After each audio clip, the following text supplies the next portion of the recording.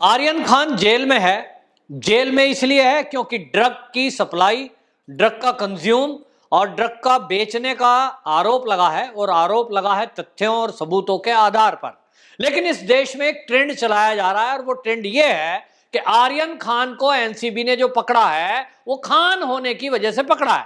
अभी ताजा बयान आया है ओवैसी का।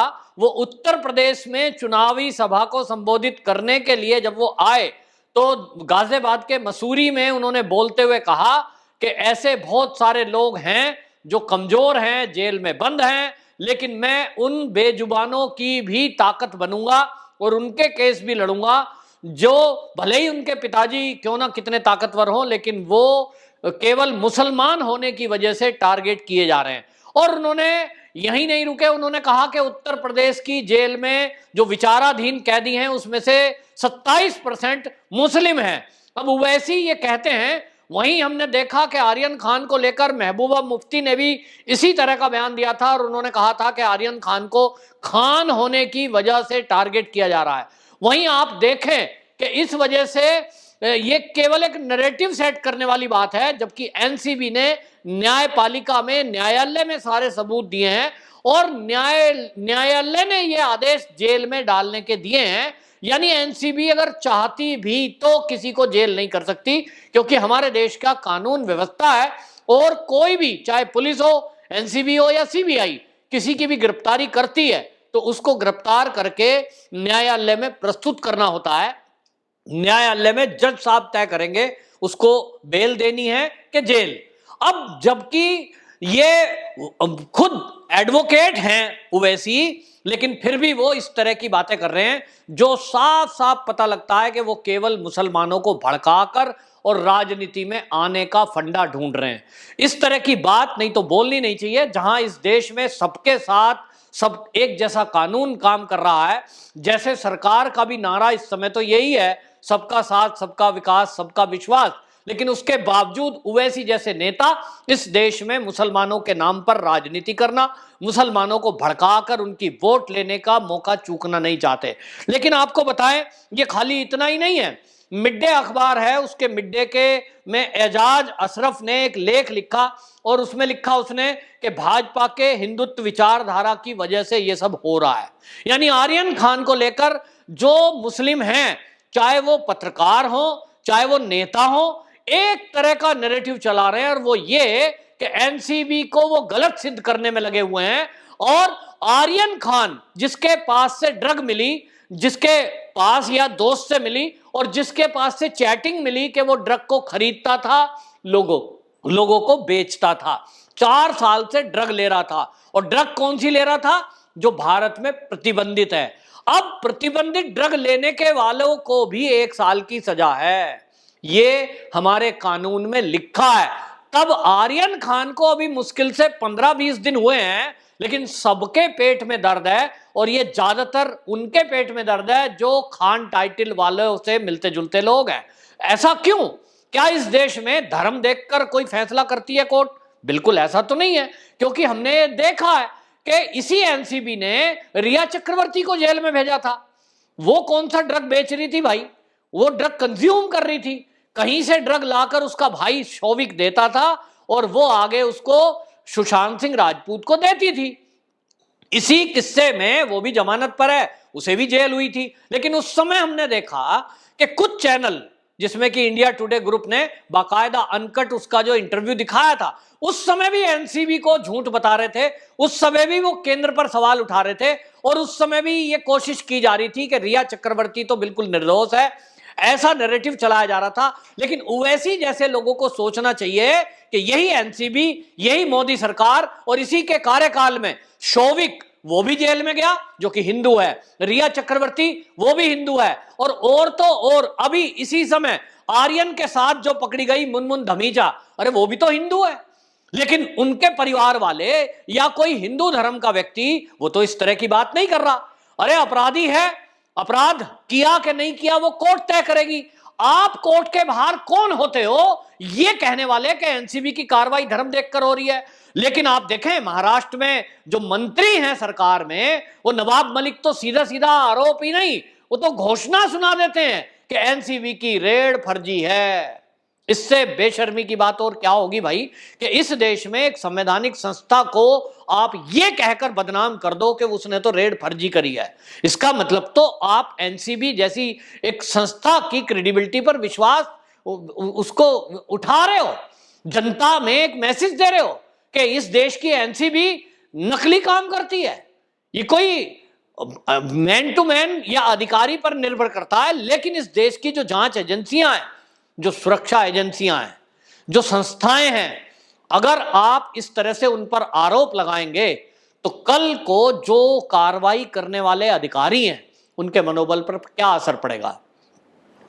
ऐसे में जब एनसीबी के समीर वानखेड़े को शाबाशी मिलनी चाहिए, ये मंत्री थे नवाब मलिक महाराष्ट्र के, चाहिए तो ये था कि नवाब मलिक कहते एनसीबी ने बड़ा अच्छा काम किया है भाई, महाराष्ट्र की पुलिस भी आपका सहयोग करेगी, आप भी महाराष्ट्र पुलिस का सहयोग करो और दोनों मिलकर के इस नशे के कारोबार को खत्म करो। महाराष्ट्र में अमन शांति होगी, महाराष्ट्र का युवा इस नशे के कारोबार से बचेगा, बॉलीवुड की गंदगी साफ होगी। लेकिन बजाय गंदगी साफ करने के आप उस गंदगी के पक्ष में खड़े हो जाते हैं। चाहे वो उद्धव ठाकरे बोले हों, चाहे वो नवाब मलिक बोले हों, अब ये ओवैसी बोल रहे हैं, चाहे वो महबूबा मुफ्ती बोल रही है, और ये क्या बोल रहे हैं कि कभी आर्यन खान को बच्चा बताया जा रहा है, कभी आर्यन खान को खान होने की वजह से विक्टिम बताया जा रहा है। मतलब आप क्या सेट करना चाहते हैं? आप एक देश के ईमानदार अफसर पर सवाल उठा रहे हैं, उसकी मानसिकता का आप आइडिया लगा सकते हैं कि जो जान हथेली पर रख के ये आतंकवादियों से भिड़ रहा है, क्योंकि ये सब लोग आतंकवादियों से तार इनके जुड़े हुए हैं। 21,000 करोड़ रुपए की ड्रग कभी देश में पहले कभी पकड़ी गई है? अगर वो पकड़ लेते हैं, ये मोदी सरकार के अंडर में ही तो काम हुआ है, पहले की सरकारों में तो नहीं इतनी बड़ी खेप कभी पकड़ी गई। शायद, मैं शायद कह रहा हूं, शायद सेटिंग हो जाती होगी, लेकिन आज अगर हो रहा है तो मोदी जी को, गृह मंत्री अमित शाह को ये कहना चाहिए लोगों को खुलकर, वाह भाई ये है सरकार, ये देखिए अमित शाह के निगरानी में, अमित शाह के होते हुए गृह मंत्री ऐसा हो कि देखिए बड़े बड़े अपराधी पकड़े जा रहे हैं। लेकिन जिस तरह से ओवैसी मुसलमानों को भड़काकर उत्तर प्रदेश में कुछ सीट जीतने का सपना देख रहे हैं, वो उत्तर प्रदेश के मुसलमानों को भड़का रहे हैं कि उत्तर प्रदेश की जेल में 27% मुस्लिम विचाराधीन जो कैदी हैं वो मुस्लिम हैं। ये क्या कहना चाहते हैं? अरे भाई, इसका एक अर्थ ये भी तो हुआ कि जेल में जितने कैदी बंद हैं उसमें 27% अपराधी मुसलमान हैं। इसका मतलब ये है, इसका मतलब आप कह रहे हो कि मुसलमान इतनी बड़ी संख्या में अपराधी हैं कि उत्तर प्रदेश के कुल अपराध में जितने अपराधी हैं उसमें 27% वो हैं। विचाराधीन तो ठीक है भाई, कोर्ट को फैसला करना है, तो आप एक वकील हैं, लगाओ सुप्रीम कोर्ट में एप्लीकेशन, करवाओ जरा फैसला, जल्दी जल्दी लगाओ एप्लीकेशन। इसमें किसकी चली है? क्या योगी जी इसके लिए दोषी हैं कि उनके वो विचाराधीन कैदी हैं, उनका फैसला नहीं हो रहा है, न्यायपालिका सुनवाई नहीं कर रही है, ऐसा योगी जी दोषी हैं क्या? आप पब्लिक में भाषण दे रहे हैं, आप मंच से ये बातें बोल रहे हैं, इसका मतलब आप पब्लिक को न्यायपालिका के विरुद्ध भड़का रहे हैं। न्यायपालिका के विरुद्ध क्यों भड़का रहे हो आप लोगों को? इसका मतलब इस देश की कानून व्यवस्था में एक वर्ग विश्वास ही ना करे।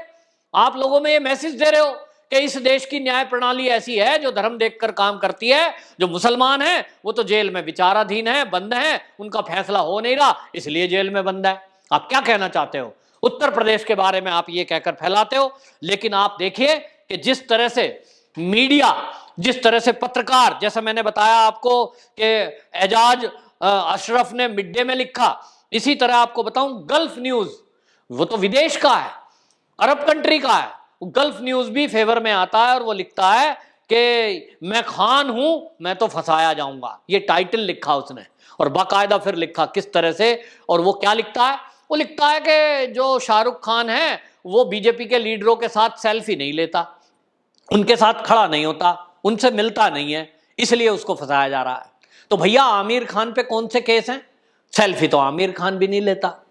लेकिन ये गल्फ कंट्रियों के जो पत्रकार हैं, वो जो मैगजीन है, ये भी केवल एक धर्म विशेष की राजनीति करना चाहते हैं, एक धर्म विशेष के लेख लिखकर उनको खुश करके अपनी टीआरपी बढ़ाना चाहते हैं। लेकिन वो ये भूल जाते हैं कि भारत वो देश है जहां आज की डेट की तो मैं गारंटी ले सकता हूं कि मोदी जी का शासन ऐसा शासन है जहां सबका साथ, सबका विकास, सबके विश्वास की बात हो रही है। लेकिन साथ साथ अपराध जो करने वाले लोग हैं, वो चाहे कोई भी हो, कितना बड़ा चेहरा क्यों ना हो, कितने बड़े घराने के क्यों ना हो, कितने ही अरबपति बाप की औलाद क्यों ना हो या अरबपति क्यों ना हो, कानून अपना काम करेगा और जेल की सलाखों के पीछे पहुंचाने के पहले यह नहीं देखेगा कि यह है कौन, इसकी जेब में पैसे कितने हैं। कानून को अपना काम करने दिया जा रहा है और यह देश में यदि हो रहा है तो कुछ देश में लोगों को पेट में दर्द है कि इस समय यह कानून अपना काम क्यों कर रहा है। हमने तो कानून को अपनी उंगलियों पे नचाया है।